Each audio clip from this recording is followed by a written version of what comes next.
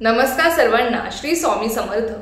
तर बघा, आजच्या दिवशी आपल्याला खूप अशी खास सेवा करायची आहे। ही सेवा का करायची आहे तर आज चित्रा नक्षत्र आहे आणि हे चित्रा नक्षत्र आज संपूर्ण दिवस आणि रात्र आहे। त्यामुळे तुम्हाला आजच्या दिवसामध्ये श्रीपाद श्री वल्लभ स्वामींची सेवा करायची आहे। सेवा काय करायची आहे तर तुम्हाला सिद्ध मंगल स्तोत्राचं तुम्हाला पठण करायचं आहे। सिद्ध मंगल स्तोत्र हे अतिशय प्रभावी असं स्तोत्र आहे आणि याच्या नित्य पठणाने आपल्या सगळ्या मनोकामना पूर्ण होत असतात। जो कोणी हे स्तोत्र रोज पठण करतो त्याला श्रीपाद स्वामींची कृपा प्राप्त होत असते आणि त्याचबरोबर सूक्ष्म वायुमंडलातील संचार करणाऱ्या सिद्धी त्याला प्राप्त होत असतात। तर असे आपल्याला फायदे या स्तोत्राच्या पठणाने होत असतात। खूप प्रभावी हे स्तोत्र आहे सिद्ध मंगल स्तोत्र। ते स्तोत्र कोणतं आहे तर बघा, श्रीमदनंत श्री विभूषित अप्पल लक्ष्मी नरसिंह राजा जय विजय भव दिग्विजय भव श्रीमदखंड श्री विजय भव। तर हे ते स्तोत्र आहे। तर तुम्हाला हे स्तोत्र आज पठण करायचं आहे। अगदी रात्री 12 जरी तुम्ही हे स्तोत्र पठण केले ना तरी सुद्धा चालणार आहे, काहीच हरकत नाही। तुम्हाला हे स्तोत्र तुम्हाला शक्य होईल तेवढ्या वेळेस किमान बघा 11 वेळेस पठण केलं तर अतिशय उत्तम आहे। जर नसेल शक्य किमान 3, 5, 7 किंवा किमान एकदा तरी पठण करण्याचा प्रयत्न करा। खूप महत्त्व आहे आजच्या दिवशी हे स्तोत्र पठण करण्याला, त्यामुळे तुम्हाला जमेल तेवढ्या वेळेस पठण करा।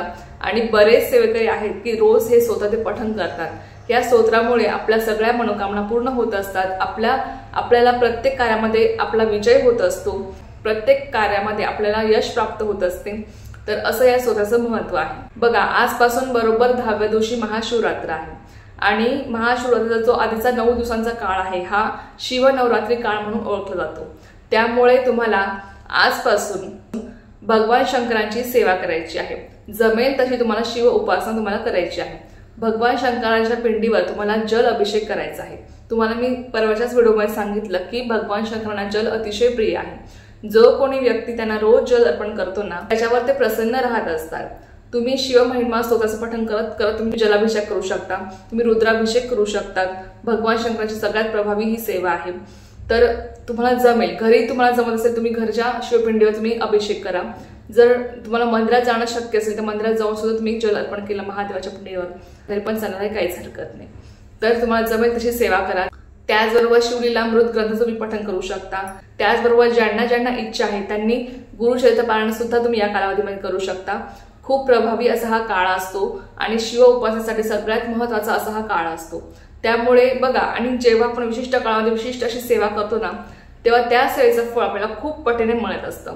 म्हणून हा जो काही विशिष्ट काळ आहे या काळामध्ये तुम्हाला जमेल तेवढी भगवान शंकराची तुम्हाला सेवा करायची आहे। तर चला, ही एक अत्यंत छोटीशी पण खूप महत्त्वाची माहिती होती जी मला तुमच्यासोबत शेअर करायची होती। झालेली सेवा मी स्वतः माझ्यासाठी रुजू करते आणि आजचा व्हिडिओ इथेच थांबवते। तुम्हाला जी माहिती आवडली असेल तर व्हिडिओला लाईक, शेअर, सबस्क्राइब करायला विसरू नका। पुन्हा भेटूया अशाच एखाद्या व्हिडिओ सोबत किंवा नवीन विषयासोबत। तो पण सर्वांना श्री स्वामी समर्थ, जय जय स्वामी समर्थ।